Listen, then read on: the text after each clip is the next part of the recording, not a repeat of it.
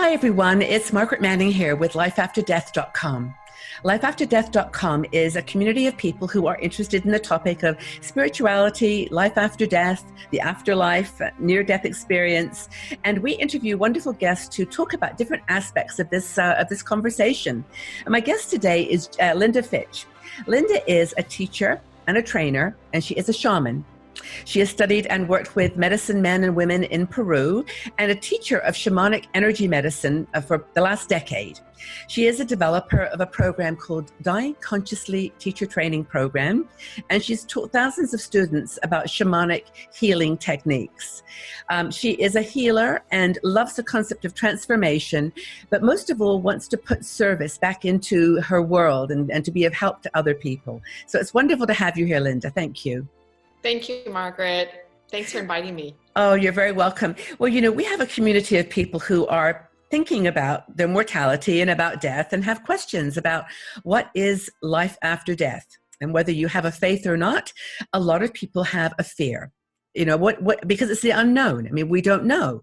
Even if you believe it, in your heart, it's like, what if? So let's talk about the fear of death, and maybe by talking what happens to the body and the brain and the physical side of it, people will maybe feel a little more at ease about it. Yeah, thank you. And it's such a great question. And it is, and I think fear's up even more now because it is that place of the unknown. Totally. And right now, all you have to do, we live in such a society, all you have to do is Google anything and you get information on it. It's crazy. Well, it's crazy. And it's so cool. And it has set up a whole belief system that it's possible to know, like really know. I want all the answers on everything. And it's right there, Wikipedia. Yeah. Totally. And there's a million points of view. So depending on which link you click on, you've got somebody who is positive that this happens to you or that happens to you after you die. So I can't ask you what the truth is because you're not there yet. But how do you help from people? From a shamanic standpoint, it depends on your culture and how it really goes from indigenous cultures. They go back to what is their creation myth.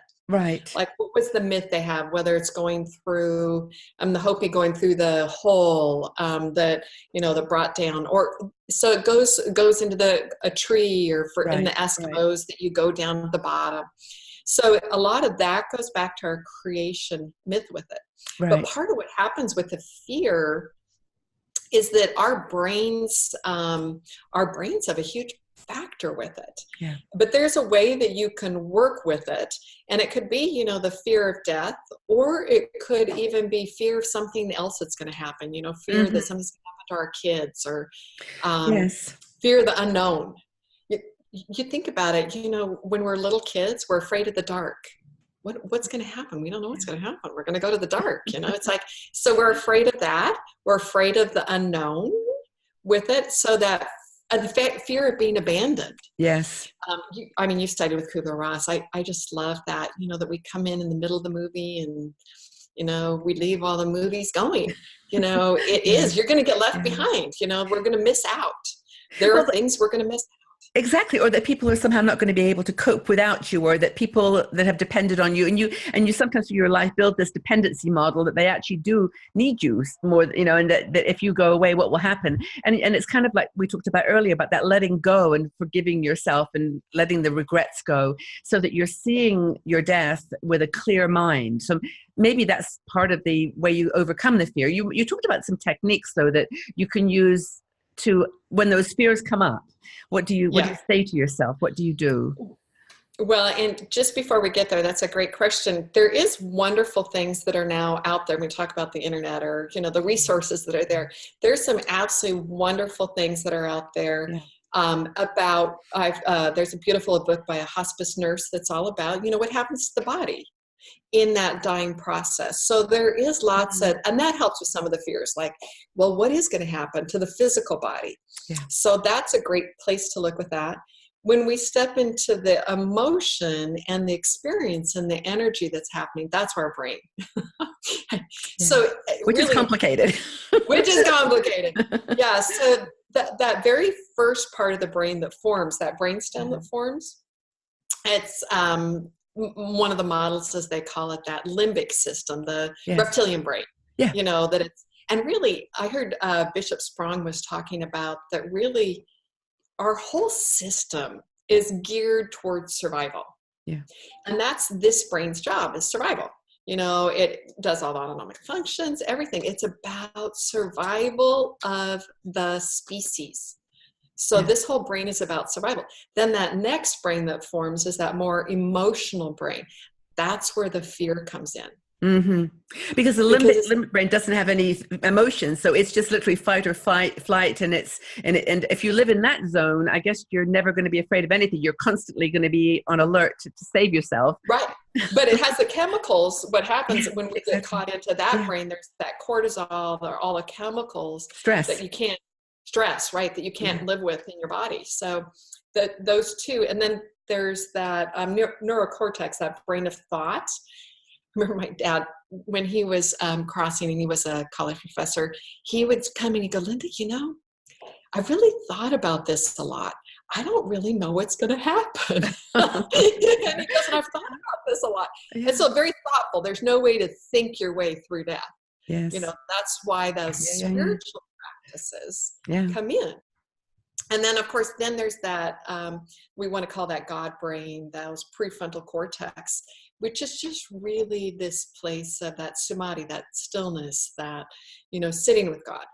So when we're in change, and particularly survival of the species, death, survival of the species, this is what we're having to learn to overcome, is that whole primal urge for survival. And we could spend a whole 10 minutes just talking about how much money we spend at the end of life because we want to survive.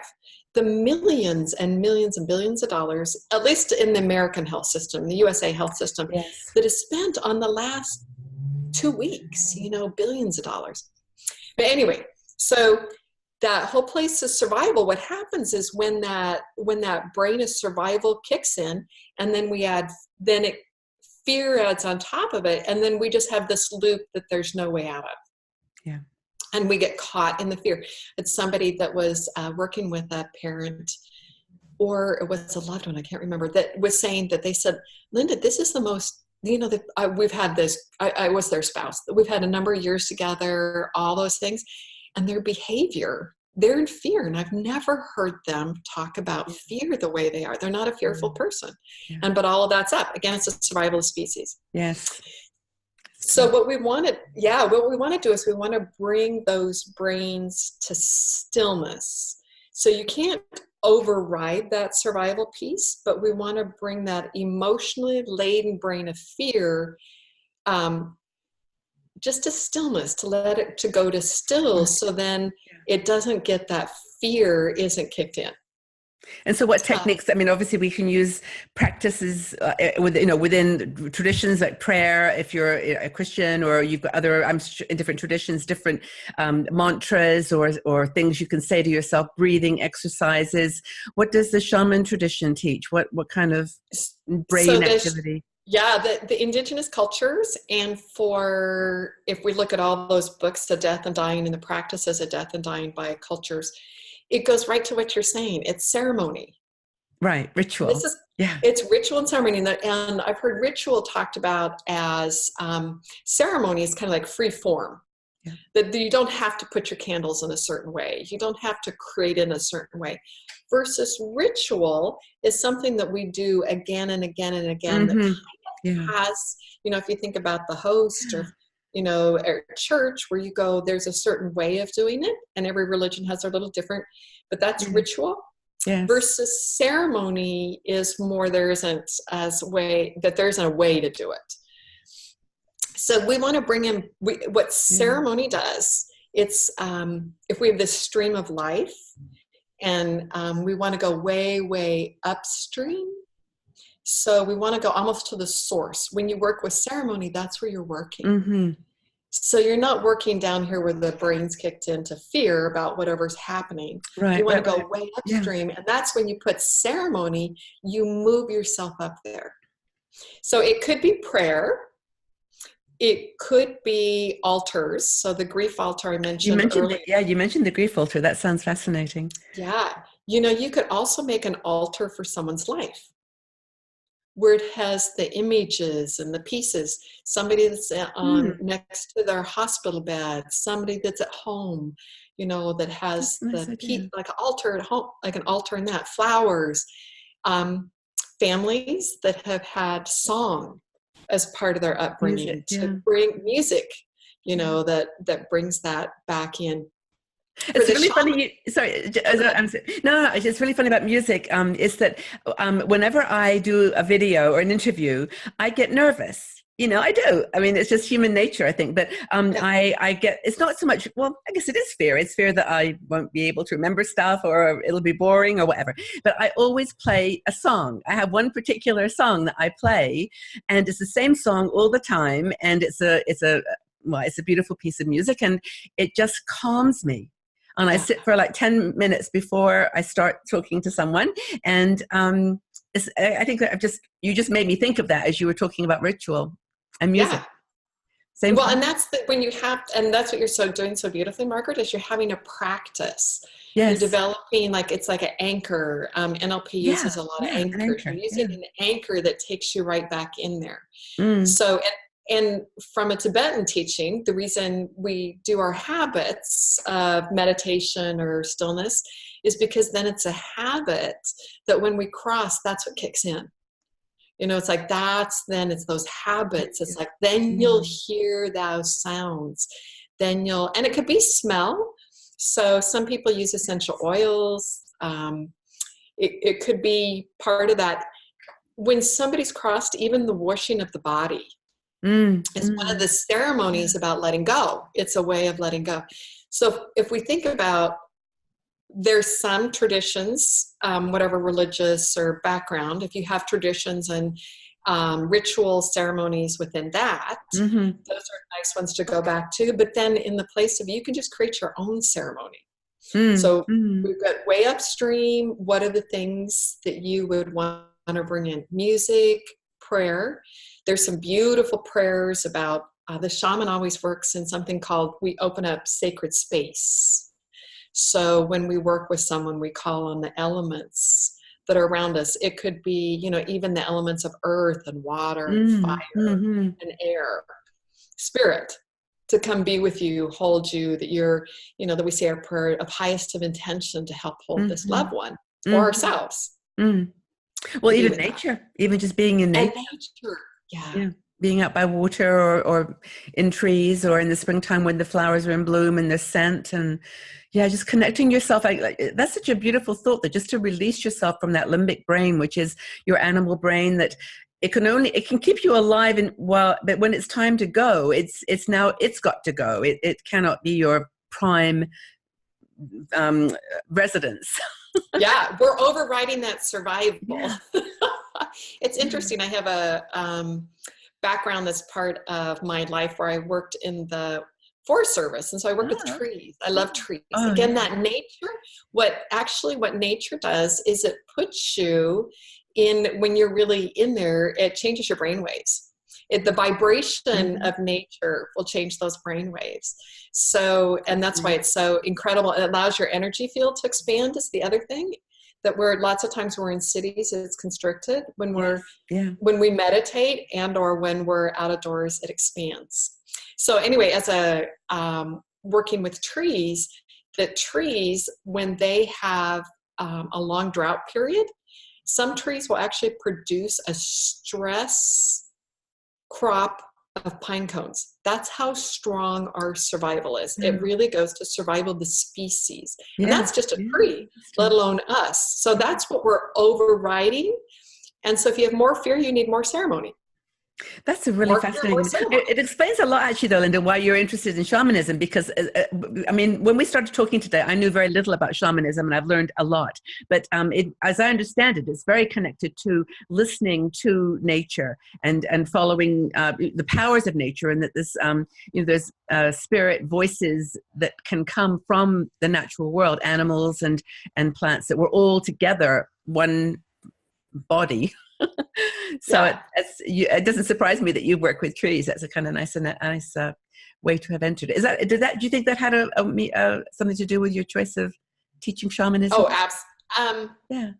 I feel like it's that same thing in nature. It's that connection. And from shamanism, sometimes like we've learned, again, I did TM meditation early to connect up. In shamanism, we also want to learn how to connect down. So it's the earth that holds you. And then we learn that there's just this cycles of life.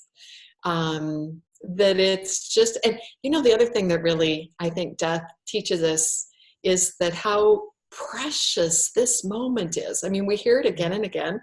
From a shamanic perspective, that's why we want to have death sit next to us. Is it reminds you to return the phone call to your loved one. It reminds you to be in your heart that how much you love people. That it's not about the car payment or the house payment. It's really about this, how do we be here to connect with love? And that's what death teaches us. I love if you're okay if I read that, I love your article that you have, Margaret, wrote about with Steve Jobs. Yeah, so he is just, a great quote. Do you want to read that quote? Because I'd love to read that quote. Yeah, please do. It's great. It really goes in. See, part of what happens, it's fear of change. That's one of those fears in our transition fear. And that's why we need the ceremony with it. And what happens is when we go through change or transition, everything can change. Yes, physical, emotional. Everything's up on the table. And that's why we're so afraid of it, because we know subconsciously that everything can change. So, and that's what death is. It's the loss of everything. Well, that's why this quote you're going to read actually is really so powerful, because unfortunately he didn't realize until too late. It was later than it needed to be. But we all have an exit strategy. Absolutely. Peace with that, and then let go of everything else so that we can help choose our exit strategy. Yeah, for sure. We all need that. So what was his? So his is, no one wants to die. Even people who want to go to heaven don't want to die to get there. And yet death is the destination we all share. No one has ever escaped it. And that is as it should be, because death is very likely the single best invention of life. It is life's change agent. It clears out the old to make way for the new. And we want to just do that from a shamanic perspective again and again and again and again, while we still have this precious body for such a little bit of time, and to be of service to the world. That's a fabulous close to this conversation. I'm actually, when someone else reads a quote, it just has a totally different impact on you. So thank you for sharing that, because you're right. It is a great invention of life that things just, and nature, like you were saying earlier, is the perfect example of that, how the leaves fall off and then they grow again in the spring. And that tree is like embodying that process you just talked about of new coming from the old. And it's our gift to the world isn't at the time we die, but it's how we live our lives, like you described. It's wonderful. Linda, I've really enjoyed our conversation. Thank you so much. And let's do this again. Yeah, I've loved it. Thank you so much, Margaret. I wish you the very, very best. And same to you. Take care. Okay. If you enjoyed this video, please subscribe to our Life After Death YouTube channel and visit our website at lifeafterdeath.com. We are a community of people who are fascinated by the topic of life after death and subjects like near-death experience, the afterlife, reincarnation, and spirituality. Together, we are exploring and discovering these topics together with curiosity and an open heart.